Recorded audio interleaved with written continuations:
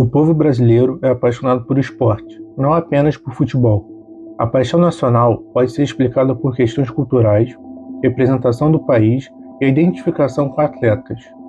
A origem do esporte é relacionada ao jogo e à competição, mas a prática esportiva vai além, pois o público nas Vilas Olímpicas no Rio de Janeiro mostra o outro lado do esporte, a vontade de inclusão e sentir que faz parte de uma sociedade igualitária, além de melhorar o seu bem-estar físico e mental.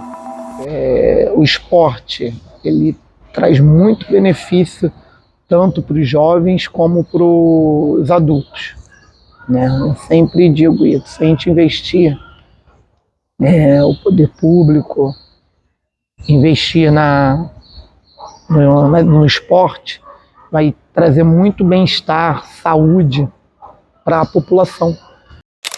O projeto Vilas Olímpicas tem como objetivo contribuir para qualificar a gestão pedagógica e administrativa de 22 centros esportivos e educacionais na cidade do Rio de Janeiro. Por meio de um trabalho conjunto entre Prefeitura do Rio, Secretaria Municipal de Esporte e setores não governamentais ou privados.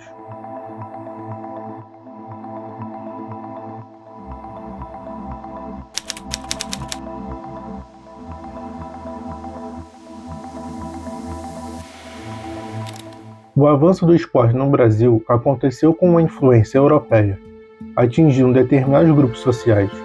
As novas práticas esportivas começam a servir o contexto político no país, pois o Estado busca o esporte uma forma de substituir conflitos sociais. A capoeira foi proibida e criminalizada em 1889, e o futebol passou a ser estimulado a partir de 1904, com a perspectiva de expandir e servir de manobra política para interromper as intensivas mobilizações e greves operárias que eclodiram no país entre 1910 e 1917. Já o Estado Novo é o mais característico sobre interferir diretamente na vida cotidiana das pessoas em razão do projeto político-ideológico para utilizar o esporte como parte do processo de formação na identificação nacional. O ex-presidente Getúlio Vargas baixou o Decreto-Lei nº 3.199 em 1941. Assim, a primeira legislação esportiva é estabelecida no Brasil com o intuito de criar uma relação de dependência entre esporte e Estado, tendo em vista a burocracia do campo esportivo no país, não considerando a democratização de acesso ao lazer e atividades para todas as classes.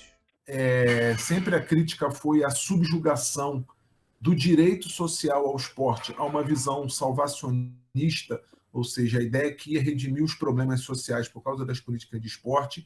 A minha crítica sempre foi a subjugação ao esporte de alto rendimento, uma crença de que as políticas de esporte iam descobrir talentos e tudo. A minha crítica sempre foi que o direito social ao esporte, ao lazer, que as Vilas Olímpicas poderiam cumprir, eles nunca conseguiram se efetivar pelas condições de trabalho nesses locais. E, infelizmente, o fato de eu fazer descobertas como cientista não me deixam feliz, na medida que essas descobertas significam que as políticas estão precarizadas. Consequentemente, a população está sendo mal atendida.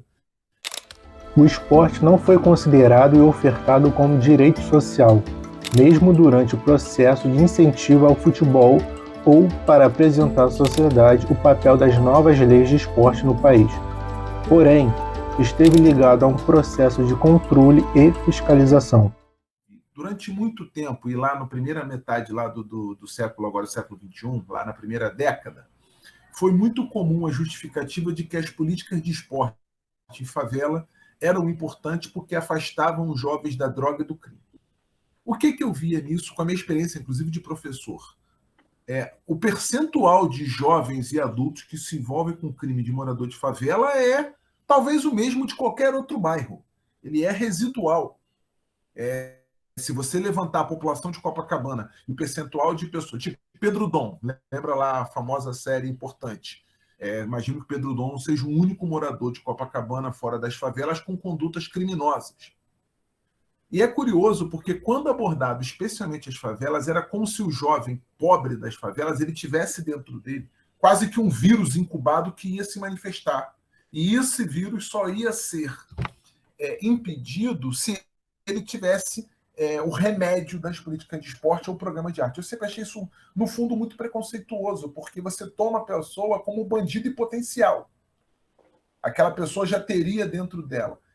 E a outra face dessa moeda, porque a parte mais importante das políticas públicas de esporte em bairros pobres e favelas é o atendimento ao direito social, aquilo que está escrito na Constituição brasileira. Garantir que uma parcela da população não precise pagar para ter acesso a um programa governamental de esporte e lazer.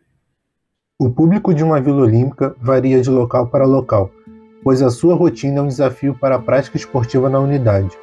Adultos devem se organizar entre o horário de trabalho e a oferta de aulas nas vilas, enquanto crianças e jovens dependem do horário escolar, grade de aulas no centro esportivo e a luta contra o estigma de esporte como salvação, mesmo que seja garantido como direito social. Porém, a dificuldade de ir até o local, as eventualidades do espaço, falta de contato com os responsáveis e outros problemas influenciam na falta de frequência e controle nos espaços. Então, a gente, dentro do horário pragmático das turmas, a gente organiza sempre os professores nos horários de maior demanda de público. Então, um professor ele tem uma turma, sempre a turma ela é de 2 dias. Então, como funciona? Eu coloco uma aula no início da manhã, o professor ele pega 7 às 8, terças e quintas. Aí, depois de 8 às 9, terças e quintas. E assim sucessivamente. Maior direcionamento de turmas é nesse horário, no início da manhã, de 7 a 10 horas, e depois no período da tarde, depois das 2 horas, das 14 horas até as 18. Então as aulas tendo essa organização de ser sempre 2 atividades. Aí acontece a mesma coisa nas quartas e sextas, desse mesmo princípio. A gente tem um direcionamento maior na parte da manhã para o público adulto, com algumas atividades para as crianças. E na parte da tarde, a gente tem um direcionamento maior para atividades para crianças e jovens e com algumas atividades para adulto, pensando sempre no responsável que vem trazer. Então, ele tem ter uma atividade para ele estar fazendo enquanto aguarda o filho fazer uma aula de judô ou de natação. A gente coloca uma hidroginástica, um alongamento, que aí o responsável ele consegue também usufruir do espaço da Vila Olímpica. Além dessas atividades, a gente tem uma equipe multidisciplinar que trabalha com pedagoga, assistente social e psicólogo, alguns componentes extras e demandas que aparecem e algumas outras atividades que funcionam em parceria na vila, como uma sala da Mulher Cidadã, que tem oficinas profissionalizantes, Fundação Moody's dentro da vila, que trabalha com um jovem aprendiz, então a busca do primeiro emprego, então a gente tem isso dentro da vila. E aí, quando eu fui desenvolver essa crítica ao salvacionismo, era por essa dupla matriz. Primeiro que eu considero uma matriz preconceituosa / racista. Aquele jovem de favela ser tomado quase como bandido. Segundo, que ela silencia o que é mais importante, que é a conquista do direito social ao esporte e lazer e a desmercantilização. O que é isso, Lucas? É muito comum no cidadão brasileiro: eu quero fazer atividade física, eu vou procurar um serviço pago. Eu quero começar uma escolinha de basquete, eu quero começar natação, vou procurar um serviço pago. E as políticas públicas são um passo para essa desmercantilização. Essa não privatização, porque senão no campo do esporte e lazer é muito naturalizado a ação privada no campo do esporte e lazer. E os programas governamentais têm essa importância gigantesca.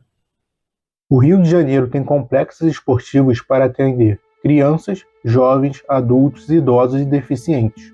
Assim, a primeira Vila Olímpica da cidade foi criada na Mangueira, em 1987, com o intuito de apresentar o esporte como alternativa de socialização do morador de favela e dos bairros populares, sendo igualmente o grande responsável pela receptividade do projeto junto ao público infanto-juvenil. Ou seja, o desenvolvimento esportivo se caracteriza na lógica de esporte com a capacidade de transformação dos indivíduos em situação de risco social, compreende-se como esporte salvacionista. Um processo que já existia. As OS nas Vilas Olímpicas não começam em 2009 depois da lei.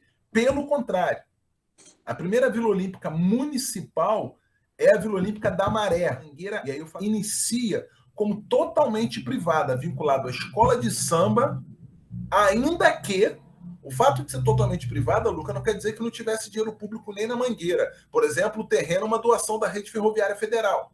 Terreno público. Durante muito tempo, a Petrobras foi financiadora da Vila Olímpica da Mangueira. Então, é dinheiro público.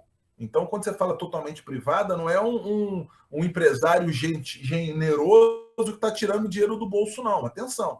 Tá? Os estudos do Fernando Henrique Carneiro mostram bastante o quanto o patrocínio de estatal, que é recurso público, entra como um aporte considerável nas políticas públicas de esporte. As Vilas Olímpicas da Mangueira, da Maré ou outra unidade mostram bairros diferentes em demandas históricas que se assemelham. Profissionais de uma Vila Olímpica têm o histórico de trabalhar em outros projetos sociais e observarem a demanda do público. Em muitos casos, são semelhantes na necessidade de atenção, mas que se diferenciam em quantidade nas aulas e frequência. No momento eu venho trabalhando aqui, como já disse, na Vila Olímpica aqui da Gamboa, trabalho num outro projeto que se chama Atitude Social e atendimentos personais, né? Então, por serem projetos também sociais e serem comunidade, eu não vejo diferença, né? Não vejo diferença no público, só a questão de quantitativo, né? Aqui na parte de alongamento, pilates, que são um público voltado mais para um público adulto e idoso, a frequência é igual, né? Mas na parte de esporte, aqui na comunidade aqui da Providência, o público é um pouco diferenciado no quantitativo. Essa é uma comunidade menor e o outro sendo na Penha um complexo, né? O complexo da Penha é um público bem grande de crianças. Cara, aqui é basicamente parecido até com uma escola, né? Tem os horários de 8 a meio-dia e de 13 às 18 horas e de 18 horas às 22 horas. A captação de aluno é feita pelo Instagram e Facebook. Funcionário, a gente faz uma captação, ela vem pela secretaria e pelo município também. Sim, o público é muito diferente. Por exemplo, o público daqui é totalmente diferente do Botafogo. O Botafogo é diferente. Cada região é um público diferente. Aqui é mais as pessoas da comunidade, mas a gente tem a maioria das pessoas fora da comunidade também. Aqui a gente tem 40% da comunidade e 60% fora da comunidade.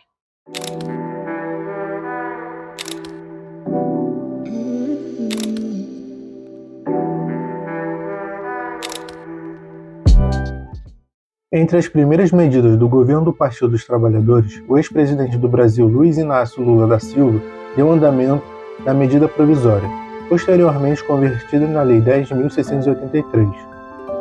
Isto significou a criação do Ministério do Esporte, que teve como objetivo formular e implementar políticas públicas inclusivas e de afirmação do esporte e do lazer como direitos sociais dos cidadãos, visando colaborar para o desenvolvimento nacional. As 3 conferências nacionais do esporte, a primeira, a segunda e a terceira. A primeira e a segunda na perspectiva de um direito social ao esporte. Acho que a primeira era esporte e desenvolvimento humano, a segunda era a construção do Sistema Nacional do Esporte. Acho que é 2006, 2004, 2006 2010 é a terceira. A terceira já é totalmente dominada pela agenda de grandes eventos. E aí eu não gosto desse termo, mas eu estou dizendo os programas escolares e os programas de lazer. Eles nunca contaram com maior presença financeira do que os programas de alto rendimento. É claro, e aí a gente vai imaginar o seguinte, porque a base de comparação é horrorosa. O governo Cardoso, para as políticas de esporte, foi o caos. A gente tinha esporte solidário, quase não tinha programa. Assim, terra de cego, quem tem o olho é rei. Mesmo sendo muito pouco, perto do que tinha antes e perto do que foi a experiência Temer com o governo Bolsonaro, a gente dizia que era uma maravilha. Não que era uma maravilha, os outros foram horrorosos. Muito horrorosos. Pensa a extinção do Ministério do Esporte do governo Bolsonaro, pensa a redução drástica de recursos no governo Temer pós-golpe de 2016. Então, quando a gente vai analisar em perspectiva, essas coisas têm que ser levadas em conta. Agora, o desafio, e aí esse é um desafio que envolve a relação governo federal, governo estadual, municipal, para ampliar as políticas de esporte, é algo que não está consolidado no nosso país ainda, e não é só no Rio, é no país como um todo. Por exemplo, a luta para garantir no orçamento um determinado percentual de recursos para o campo do esporte e lazer. Aquilo que a gente tem hoje constitucionalmente na área da saúde, da educação, acho que da Previdência, se eu não me engano, ou seja, independente do governo, ele é obrigado a cumprir um mínimo de impostos, da receita de impostos. É óbvio que os governos entendem o mínimo como máximo. No âmbito da educação é 25%, Estado e município, 18% federal. O Rio é uma das 4 cidades candidatas às Olimpíadas e Paralimpíadas de 2016. Sediar os Jogos é trazer grandes investimentos em transporte, urbanização e segurança, gerando milhares de empregos e desenvolvimento não só no Rio, mas no país todo. Mas isso depende também de você e do braço forte do povo brasileiro. Acesse o portal do Ministério do Esporte e assine embaixo seu apoio. Olimpíadas no Brasil. Esse jogo dá futuro. Na época dos grandes eventos, e aí nós alcançamos 1% da receita de impostos no campo do esporte e lazer. E por que eu marco grandes eventos? Porque todas as obras entram como gasto em esporte e lazer. E aí não interessa que é a reforma do Maracanã, que é a construção da Arena Manaus, que é a construção da Arena do Pantanal. E aí a gente tem, ou seja, isso é gasto em esporte e lazer, Lucas. Se essa é um gasto importante ou não, é um outro debate. Um estudo com dados do sistema Siga Brasil e elaborado pelos autores Pedro Ataíde e Fernando Mascarenhas, em 2016, apresenta os valores pagos nos programas socioesportivos e de alto rendimento entre 2004 e 2010. O programa Rumo ao PAN 2007 recebeu maiores recursos públicos com a proximidade da data do evento internacional. Um ano antes do evento, o gasto saltou para um valor próximo de R$ 159 mil. Já no ano da competição, o valor foi de R$ 820 mil. Além disso, a média de gasto entre 2004 a 2007 foi de aproximadamente R$ 345 mil. Isto é, um valor bem superior em comparação com os demais programas, enquanto não houve real gasto com a iniciativa após a competição. Já o Brasil no esporte de alto rendimento teve um aumento ao longo dos anos, com uma média de R$ 50.449 gastos entre 2008 até 2010, diferente do programa Segundo Tempo, que teve uma média de quase R$ 22 mil no mesmo período. Por outro lado, o esporte e lazer da cidade teve maior incentivo em 2 anos, com uma média de R$ 76.869. Mesmo com gastos excessivos em programas que tinham o objetivo de garantir resultados em competições internacionais, a iniciativa do PT fortificou aparatos jurídicos para viabilizar o esporte e lazer no país. Com isso, projetos socioesportivos ganham força em municípios e estados. Eduardo Paes foi secretário estadual de Turismo, Esporte e Lazer do governo Sérgio Cabral de 2007 a 2008, deixando o cargo após ser eleito prefeito do Rio de Janeiro, posto que assumiu por dois mandatos de 2009 até 2016. Em seus primeiros meses de administração, o país sancionou a Lei 5.026, conhecida como Lei das Organizações Sociais, que entrou em vigência em 19 de maio de 2009. Falta, né, cara? Sempre falta. A gente pegou a Vila Olímpica deflagrada, né? Com a gestão passada do prefeito, o prefeito largou as Vila Olímpica. Hoje, o nosso atual prefeito, Eduardo Paes, ele, junto com o ex-secretário Guilherme Schleder, entendeu? E junto com o Márcio Ribeiro, a gente conseguiu botar as 27 Vilas Olímpicas em atividade, porque ficou desavado e estamos devagar indo aos poucos. Nossa Vila Olímpica já começou as obras e acredito que as outras 26 Vilas Olímpicas já também estão em obra.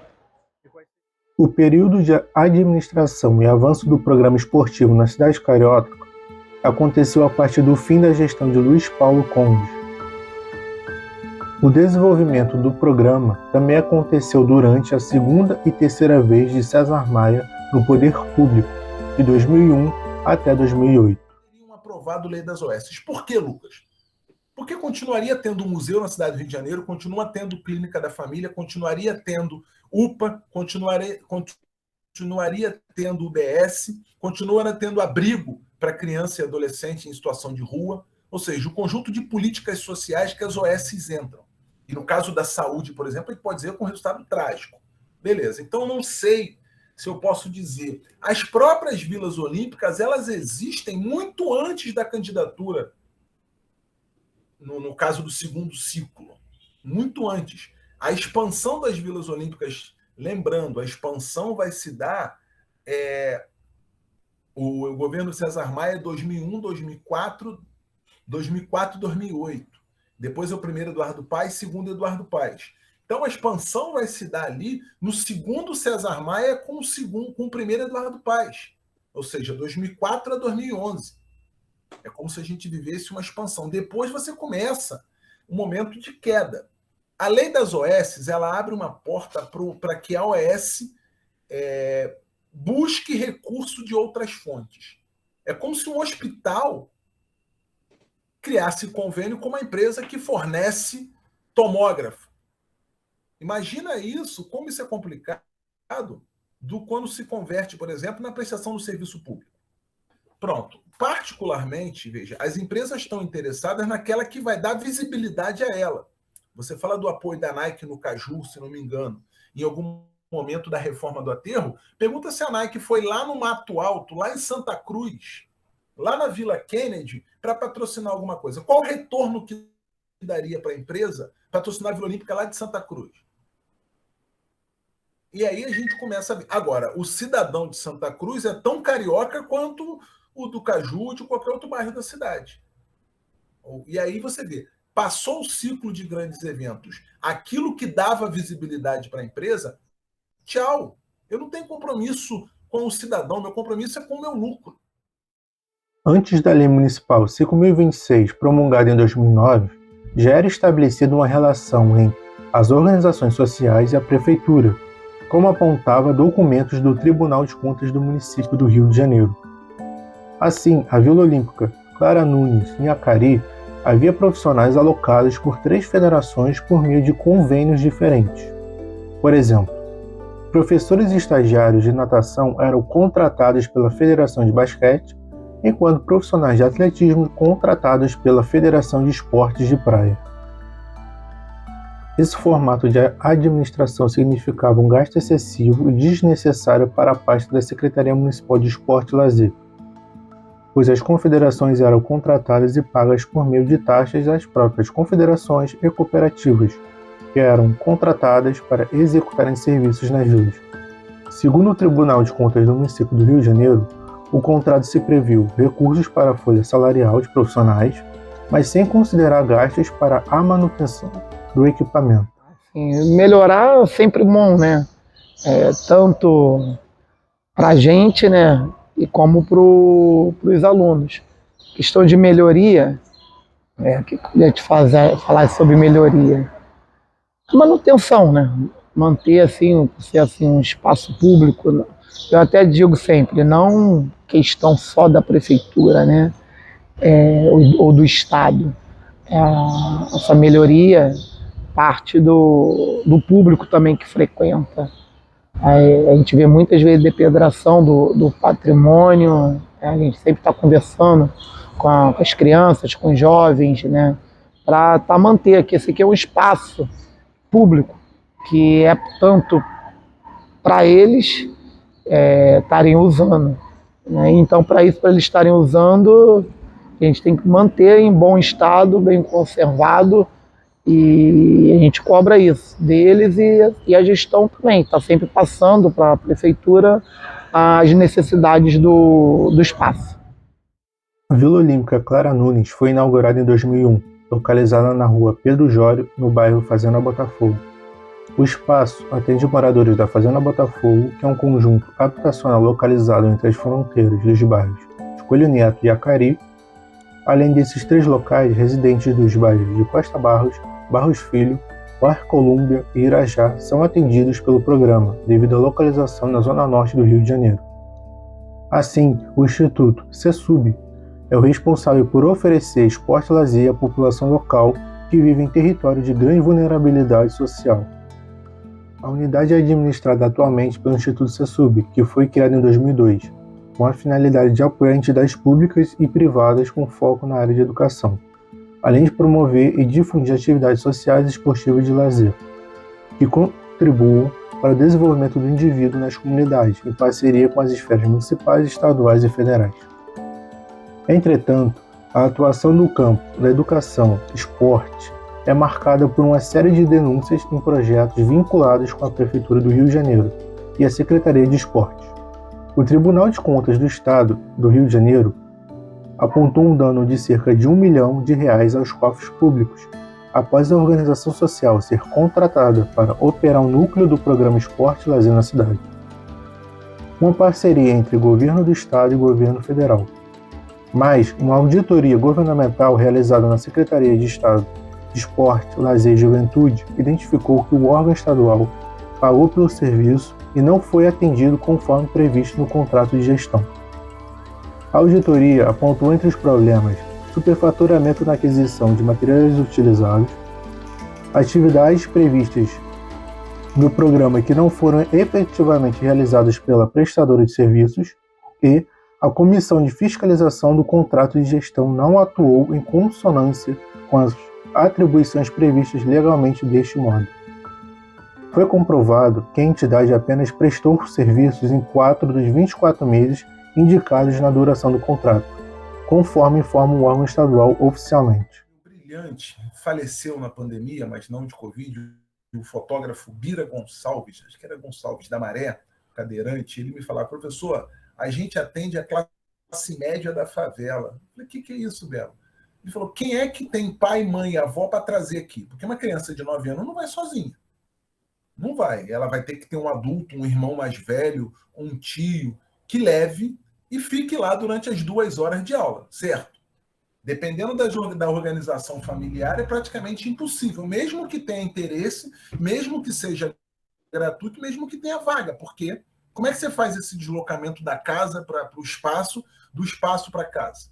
Dependendo do que for, são só 3 ruas, tal, mas veja, tem que andar de moto, tem uma série de coisas. Então, quando ele usava essa expressão da classe média da favela, por quê?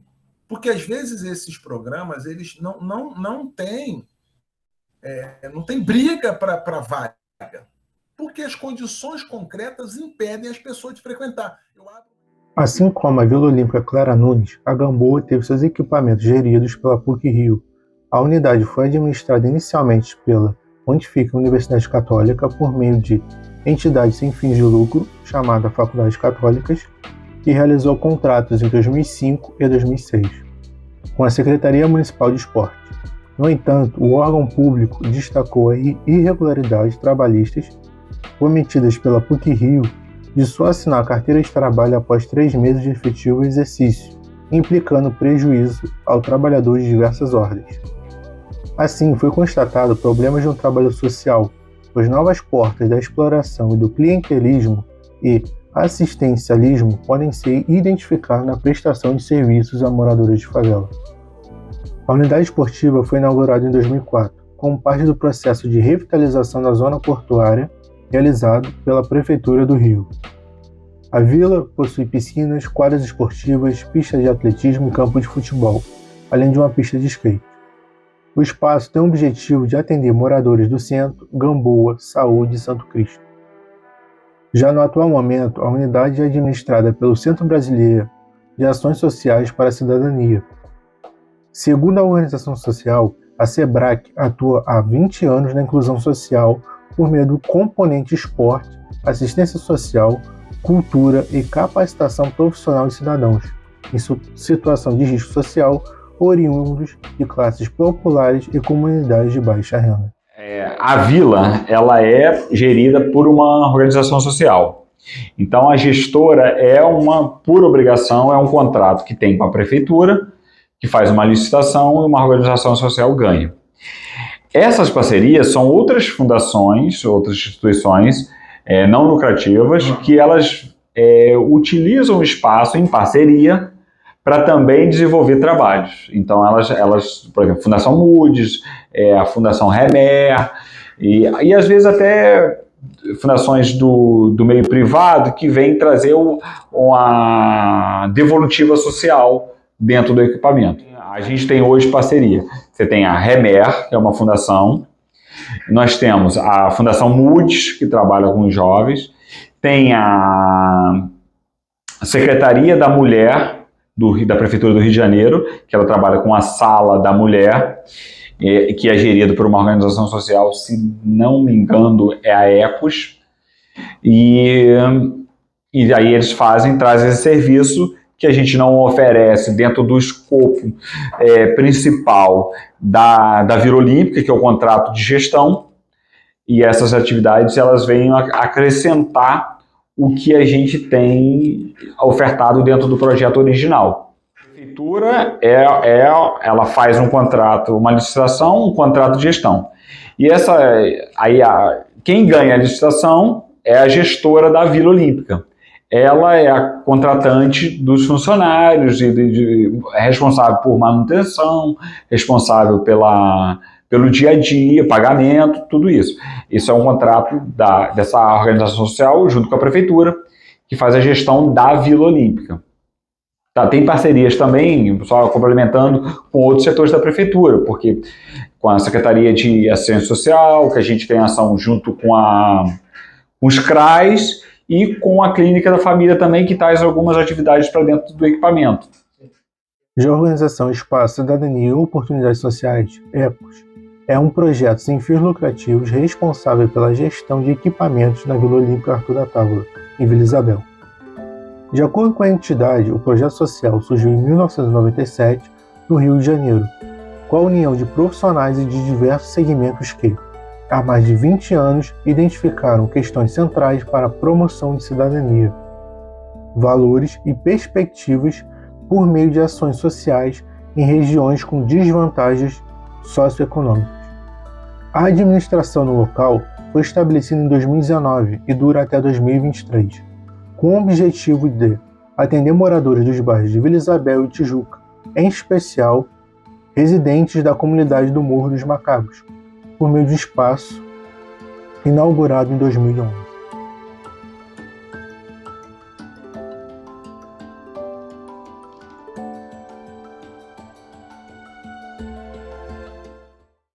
O que a gente chama de inclusão social? Primeiro, o programa sozinho não consegue isso, vai fracassar, está condenado. Nem ele, nem nenhum programa.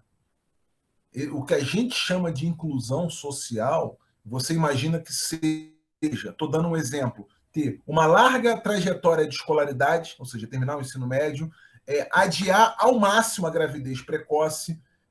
Quais são os parâmetros para a gente chamar de inclusão social? Primeiro, uma escolaridade mais prolongada, adiar ao máximo a gravidez precoce, a possibilidade de um estudo de idioma, uma preparação para chegar à universidade, eventualmente uma boa inserção no mundo do trabalho. Para mim, uma inclusão social seria isso. Minimamente, isso falando de crianças e jovens, gente, tá? Falando de crianças e jovens. Qualquer programa esportivo sozinho não realiza isso. Isso tem que ser um projeto governamental. Isso não significa que o programa esportivo não tenha nenhuma importância. E nem significa que ele não contribua nesse processo. É óbvio que contribui. É óbvio que ele tem uma relevância. Agora, acreditar que a existência do programa resolve os problemas sociais é muito mistificador. Mesma coisa quando a gente vai pensar o conceito de cidadania. Não é porque joga 3 vezes por semana natação e você convive com saneamento básico, com uma condição de saúde terrível, que você resgatou a cidadania de alguém. Não. Agora, também não significa que não tenha relevância nenhuma. É você entender esses dois processos como articulados a um projeto de sociedade. Se não for assim, aí ele fracassa. O esporte é capaz de transformar vidas e acreditar nessa visão significa dar uma perspectiva para o futuro do próximo. Uma Vila Olímpica ou apenas acreditar em um programa social não vai mudar a realidade por completa do indivíduo. Assim, a crítica a ser feita não é direcionada à unidade esportiva, mas é entender e evidenciar a necessidade de mudança por parte de políticas públicas de um Estado que seja capaz de ofertar o mínimo para se pensar em cidadania e inclusão social, por meio do esporte e lazer.